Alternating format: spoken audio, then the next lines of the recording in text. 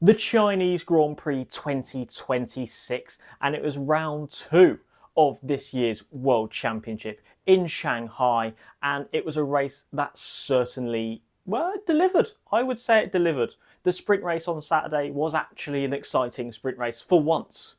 Um, and, that sort of gave us a glimmer of what we could look forward to this weekend. And it was a fight between Mercedes and Ferrari at the front of the grid.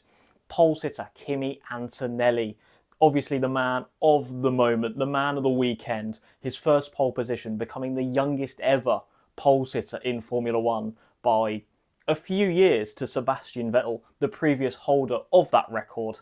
This year, reliability has and is going to be a massive issue for all the teams. We saw that in the first race in Australia, several retirements during the race, and even two drivers not starting that race in Hulkenberg and Piastri. But this weekend, we had even more. We had double that. We had four drivers not even make the start of the race. We had Albon in the Williams with a hydraulics issue, not making the start. Bortoleto in the Audi, not making the start for unknown reasons.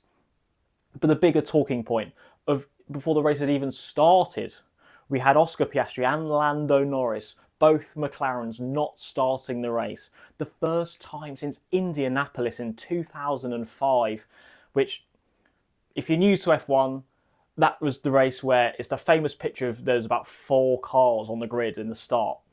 That one.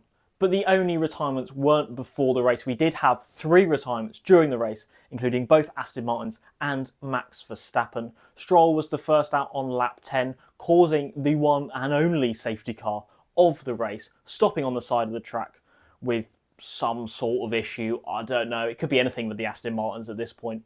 Then 24 laps later. So, Alonso did a little bit better, but on lap 34, Alonso, well, he sort of retired himself, really, in a way.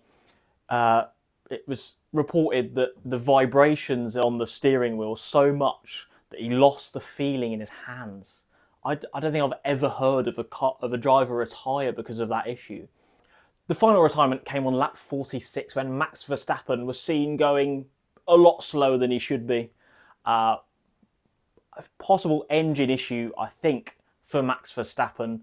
So that's two races now where one of the Red Bulls has retired due to an engine issue. We had Hadjar going off in Australia, and now Verstappen having to retire in Shanghai.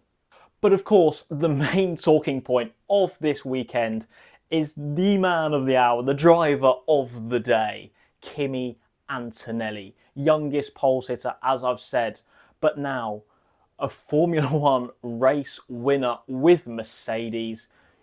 It's taken just two races this year for him to take his first victory and his first pole position. He almost got a Grand Slam as well, but Hamilton did lead for one lap right at the beginning of the race. So unfortunately he didn't get that, but I'm sure he will have many a Grand Slam in his Formula One career. I'm sure that will be fine. A lovely moment, for Kimi to win his first race in such a dominant fashion. I think he finished ahead of Russell by 7 to 8 seconds by the end, and that was with the big lockup he had about 3 laps to the end.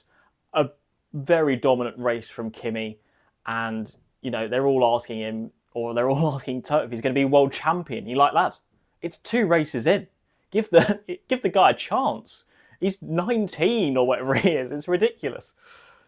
But a brilliant race from Antonelli. George Russell joining him on the podium in second place. Another 1-2 for Mercedes.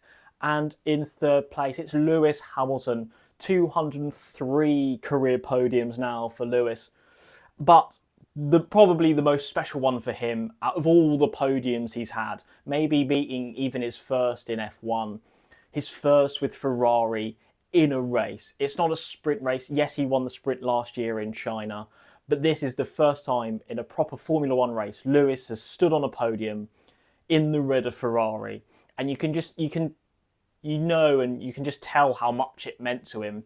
And then to be there with the 2 drivers that are in the team he used to race for and raced for so many years and had so much success in. And you could tell that he was also so happy that he was also there for Kimi's first win. It was just a very, very wholesome moment. I feel like we don't really get that much in F1, where it's all nice and wholesome. There's always that little bit of drama, that sharp edge that they're looking for. But this was just nice. This was a nice, wholesome podium to round off the second race of the season.